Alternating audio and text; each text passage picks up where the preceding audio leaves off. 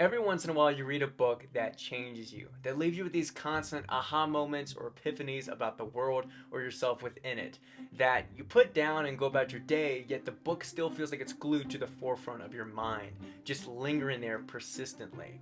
Well, today I want to share with you 4 books that did just that for me. And despite their brevity, all of them could have each page individually dissected and digested because they're that powerful. So, without further ado, let's jump right into them. The first book is René Descartes' Discourse on Method and Meditations on First Philosophy. This book is only 103 pages long, yet I promise you, every single page in this book will leave you with some new insight about yourself or the world. Each page could be some hour-long podcast. It's that good. And Descartes is a prominent figure not only in the world of philosophy in this Western canon, but specifically in history itself, because this work, along with other discoveries of the time, ushered in this age of enlightenment that leveraged science and reason, or rationality. And you can't talk about rationality without talking about Descartes. Also, this book is where he makes that famous proclamation, "I think, therefore I am," which really broke ground as far as how we view metaphysics, how we view subjectivity and self-consciousness, not only by itself, but also in relation to the objective world we exist within. So as I was reading this book for the first time, I found myself heavily captivated by every single page and idea within the text. And I felt like my mind was just being awakened and I was starting to view the world in a different light. And I think part of that is because Descartes writes this in a very first-person perspective where you see a lot of I within the work. And that's because he's not only explaining his concepts and ideas to you, but he's also walking through them himself. You know, he talks about how he's sitting in this room next to the fire, wearing my winter dressing gown, that I am holding the sheet of paper in my hands and the like, but on what grounds could one deny that these hands and this entire body are mine? So he ends up talking about how can we doubt this reality? Can we doubt it? How can we justify that this subjective experience that we're having is actual reality? How can we justify that it's actually happening? I am, I exist. This is certain. But for how long? For as long as I am thinking, for perhaps it could also come to pass that if I were to cease all thinking, I would then utterly cease to exist. And before you say, oh, that sounds overly philosophical and useless and esoteric and crazy, it's not all like that within the text. It's just a good kind of mental exercise to go through. And that's why I chose this for this list, because I think it really did awaken how I thought about things, how I thought about myself, how I thought about myself within this world of others. And I think it really is an important book to read, especially if you're going to read other philosophical works down the line, because a lot of them are building off of Descartes or refuting him. The second book is On the Genealogy of Morals by Friedrich Nietzsche, which really expresses his main attack and criticism of Christianity or religion as a whole.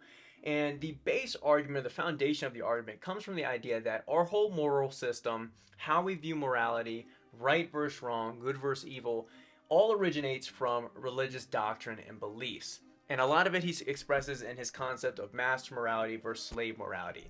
In simple terms, master morality favors the nobility, the powerful, the leaders of society, and labels them as good or righteous. Whereas slave morality kind of flips that equation and favors the lower classes of society. And a lot of this originates from Christianity, which teaches that, being rich is a sin, that it is harder for a rich man to get to heaven. So the poor, the working class, those with less money, those who commit themselves to these ascetic ideals, those are more favored in society under the slave moral structure. And throughout the book, Nietzsche explains that the government and the church uses this to oppress people. And the way that they do this is by teaching that their suffering or bad things that happen to them are because of sin or guilt.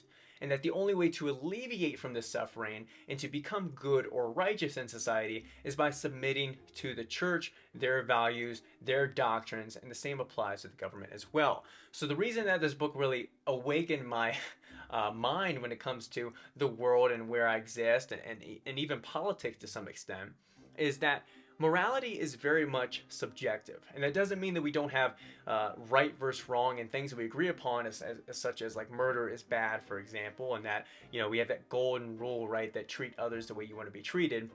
It's not to say that there's no justification or rationality for the moral systems we have today. All it says is that we should think about our moral systems because at bottom they are all subjective. This is something that is a very, key existentialist concept, and it's talked about in Dostoevsky's books as well, is that if there is no God, if there is no supreme objective, basically moral structure that we can turn to, then everything is permitted. It is just up to the government to tell you what is righteous, or up to the church to tell you what is right and wrong. So, for that reason, I found the book very fascinating. Nietzsche is a beautiful writer. His aphorisms, his writing can be somewhat confusing at times, but also very enlightening and very artistic in the way that he writes. So overall, I found it a very enjoyable and enlightening read. Third on my list is Fear and Trembling by Søren Kierkegaard. And this tiny little book I read in, I think, 5 or 6 days at most. I read it around Christmas time, got really into it, and flew through it. And particularly because I enjoy the way Kierkegaard writes. I have another work of his on my shelf that I feel like I flew through as well. He has a very beautiful way, in my opinion, of writing and expressing his ideas, but also because of the concept of faith within this book is very interesting. So a little bit about Kierkegaard. He's one of the rare existentialists, or if not the only one, that has some of these values, right, of the individual and individuality and passion and values, yet also is religious. He still had these ties to Christianity despite having his own differences with the church in his day. With all that said, his concept of faith is very fascinating. And I think it's best to first describe his 3 stages of life, which I kind of described in a video, I'll link above. I had a whole video about some of the ideas in this book and Kierkegaard more broadly, so you can go check that out for more of a accurate insight into everything. But basically, he believes that there's like 3 stages of life. There's the aesthetic, which is a focus on your pleasures, and it's a very selfish kind of interest, right? It's very hedonistic. Then there's the ethical, which is focused on the community, your neighborhood, your government. You're serving basically the people around you, and that's kind of where your values center. Then the highest level is the religious, or faith at whole, which for Kierkegaard obviously centers a lot around God, but also it can be interpreted more broadly as well as your individual passions, your highest interests, your values. And that's how I like to think about it, and open my eyes and awaken me in a way as far as how I view faith at whole, because a lot of times faith gets depicted as this kind of woo-woo thing, right? Like there's no actual rationality behind faith. You're just believing something to believe it. You don't have reasons. And in some contexts that's true, but in the context that Kierkegaard describes it, especially when it comes to the individual and your fulfillment, your purpose, your happiness, you really see where his idea and his view of faith, his perspective on it, bleeds into other existentialists down the line. So he believes that this idea of faith is kind of the highest purpose, the highest calling for an individual to pursue. And for him, he really describes faith as this concept that doesn't even have to be attainable. So for example, he talks about loving a woman that you can never have a relationship with. Loving this person or chasing this goal that is completely impossible to achieve. Yet you find value, you find happiness in the pursuit, in the passion. And I think that is a very key existentialism value that we'll get to a little bit with Camus, is this idea of the pursuit, the journey, the doing it regardless of the meaninglessness of it. So with all that said, again, it would probably take a whole video to dig into his whole idea of the night of infinite resignation, night of faith, all these different ideas within this book. But overall, I think it's a quick read, it's an easy read, it's an enjoyable read. So I'd highly recommend you check this out, especially if you do have any kind of religious ties. I think it'll hit even closer because he really references the story of Abraham and Isaac from the Bible, from the Old Testament. So overall, love Kierkegaard, love his ideas and his writing, and would definitely recommend you give it a read. And the last book, you had to know it was coming, The Myth of Sisyphus by Albert Camus. Phenomenal book.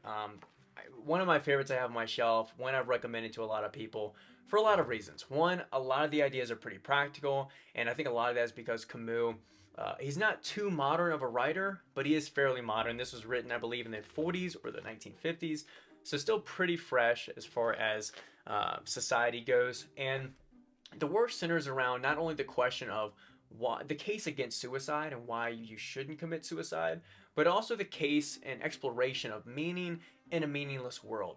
And if you know anything about Camus, you know his whole philosophy centers around this idea of the absurd and absurdism. And it's like this little branch away from existentialism. It's his own slight spin on it. And basically what it is life is absurd. We do all these different things. We go to work, we get in our car, we go get groceries, we do all these things as if they really serve some ultimate purpose, as if there's some like ultimate goal and purpose and achievement we're working towards in life, when in reality, everything is meaningless. And it's a very simple way of describing it. I'm not going to say that's perfect because he describes it way better in this book, which is why I recommend it, because it lays the groundwork and the framework for how he views everything and how we can extract meaning and purpose and happiness, honestly, in a meaningless world. How do we do that? So throughout the book, he uses tons of references and practical examples describing the absurd, describing how we can make a case for life and why, where we can extract meaning within life. And he rounds off the book by tying it back to the title, The Myth of Sisyphus, which, if you're unfamiliar, comes from Greek mythology, where Sisyphus is this character who's been damned to the underworld and has to roll this boulder up a steep hill for eternity, basically. As soon as he gets it to the top, it rolls back down, he has to do it again. And the way he ends the book is by quote-unquote saying, one must imagine Sisyphus happy, not because rolling the boulder has any kind of inherent purpose or meaning, because it doesn't. And as soon as he gets it to the top, it rolls back down. It was meaningless, right? But at the same time, Sisyphus can be happy because he has this constant pursuit. He has this constant becoming, this constant thing to occupy his existence, and in that way, he should be happy. So there's obviously a lot more explanation within this book, and he builds upon it in The Rebel as well, and in his other fictional works as well, The Stranger and so forth. But for that reason, Camus is a phenomenal writer. We lost him too soon. He died in a car accident soon after receiving the Nobel Prize. But luckily, we have a lot of his works to read and enjoy. So with all that said, give The Myth of Sisyphus a read. I promise you it'll change your perspective on life and meaning within it. So that's it for this video. Hopefully you guys give these 4 books a read and they change your life as much as they changed mine. And let me know in the comments down below, what books have you read that change your mind or your perspective on the world or yourself or politics, morality, anything. Let me know in the comments down below. Drop a like if you enjoyed this video. Subscribe for more content like this, and I'll catch you guys in the next one.